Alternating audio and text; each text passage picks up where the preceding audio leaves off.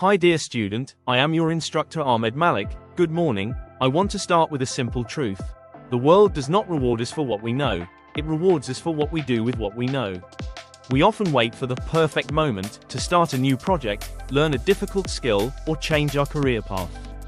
We wait until we feel 100% ready. But here is the secret: readiness is a myth.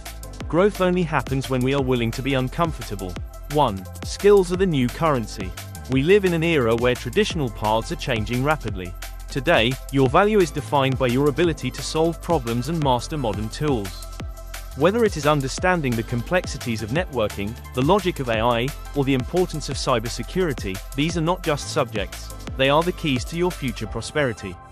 2. Consistency over intensity. You don't need to move mountains today. You just need to move one stone. Success is not about a single grand gesture. It is about the small, disciplined actions you take every single day. It is about the extra hour of practice, the one more page of study, and the refusal to give up when a concept seems too difficult. 3. Face the challenge.